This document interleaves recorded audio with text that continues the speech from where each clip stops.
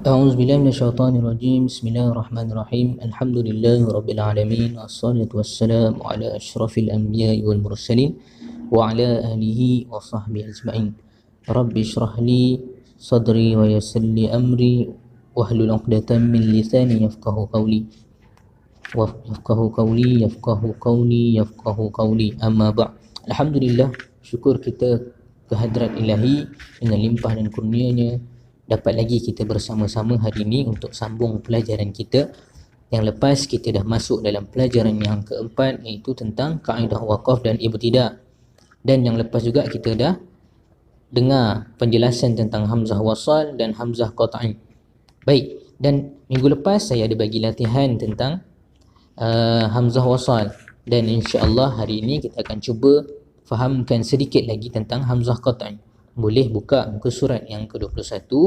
Dalam muka surat yang ke-21 ini ada menerangkan serba sedikit tentang hamzah qat'i. Apakah erti dia, kenapa dinamakan hamzah qat'i, dan kedudukan hamzah qat'i. Baik, boleh lihat muka surat 24, 4.3 hamzah qat'i. Hamzah qat'i ini ertinya ialah hamzah yang kekal sebutan baris ketika ibtidak, yakni memulakan bacaan dengannya atau ketika wasal, sama ada mula ataupun ketika sambung. Bacaannya kekal, barisnya dah ada kat situ.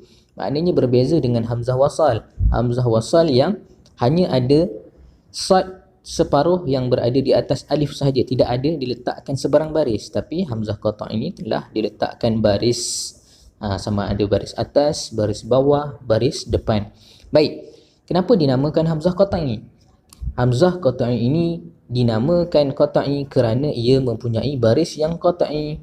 Apa maksud baris yang qat'i? Baris qat'i ini ialah baris yang tetap, baris yang pasti, baris yang kekal, tidak ada isu nak letak baris mana, atas ke, bawah ke, tepi ke, belakang ke, tak ada isu tu. Sebab dia dah diletakkan baris, dah dituliskan baris sama ada atas, bawah ataupun depan.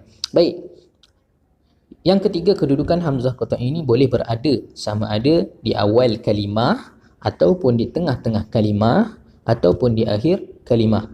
Okey, itu dia hamzah qat'i yang kita perlu tahu.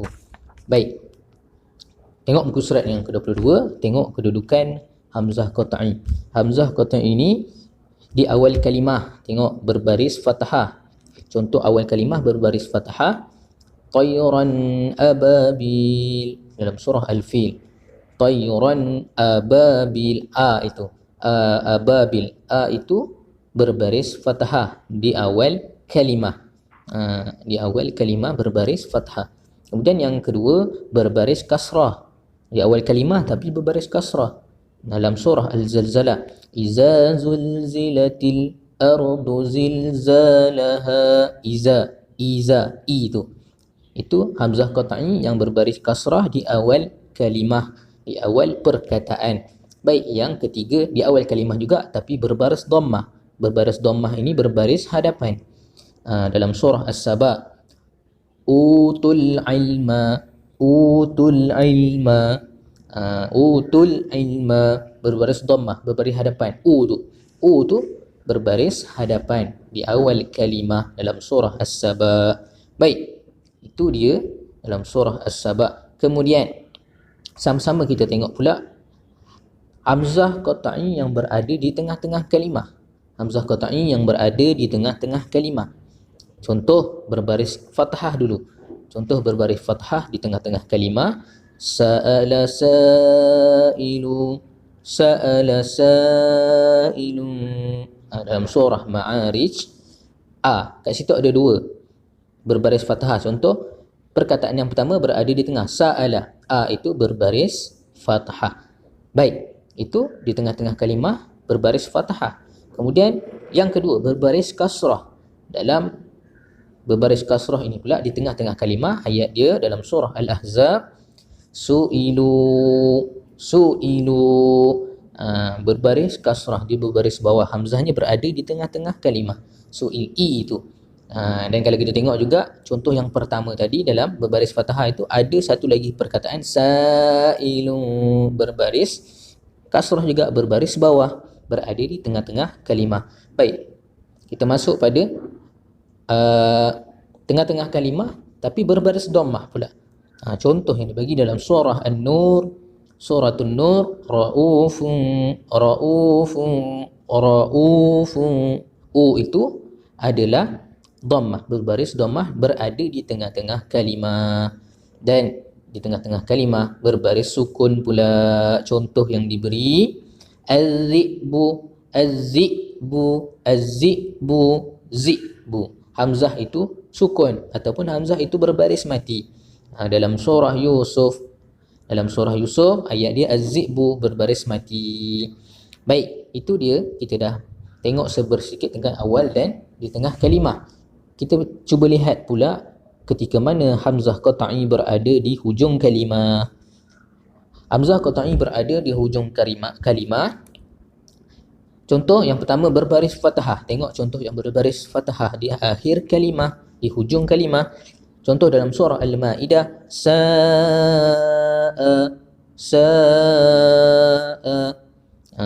a itu berada di hujung kalimah, berbaris fathah, berbaris atas. Baik, kemudian berbaris kasrah, berbaris bawah pula, berada di hujung kalimah. Su'i,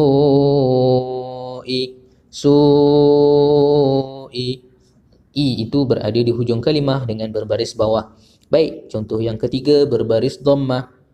Contohnya adalah su'u. Itu berada di hujung kalimah dalam surah Al-Ghafir. Okey, baik. Kemudian tengok berbaris sukun ketika mana hamzah qat'i duduk di hujung kalimah, kemudian barisnya adalah baris mati, baris sukun. Dalam surah Yasin, wa inna sya, hamzah tersebut berada di akhir kalimah dan berbaris mati.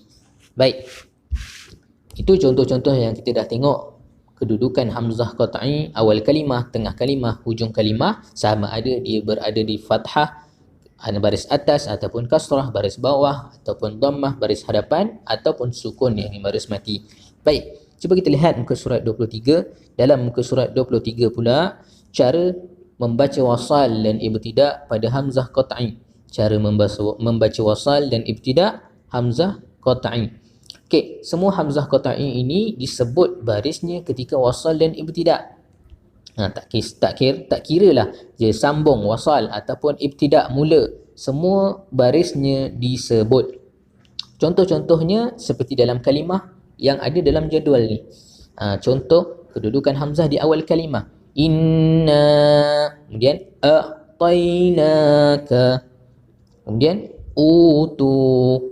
Semua barisnya disebut, sama ada baris bawah, baris atas ataupun baris depan. Kemudian di tengah-tengah kalimah pula, Qur'anan. Kemudian contoh yang kedua, naimuna. Kemudian contoh yang ketiga, as-sabiuna. Itu di tengah-tengah kalimah, sama ada atas, bawah ataupun depan, semuanya disebut. Dan begitu juga di akhir kalimah, adha'a syai'in yastahzi'u. Maknanya baris atas, bawah ataupun depan, semuanya disebut. Ini dia hamzah qat'i, berbeza dengan hamzah wasal yang hanya berada di awal kalimah tetapi tidak mempunyai baris yang tetap. Baik, itu sahaja untuk hari ini dan kita akan buat latihan sedikit. Saya akan bagi latihan. Okey, saya harap awak semua faham tentang apa dia hamzah qat'i ini dan kenapa, bagaimana, semua awak faham. Baik, itu sahaja untuk hari ini. Wabillahi taufiq wal hidayah. Assalamualaikum warahmatullahi taala wabarakatuh.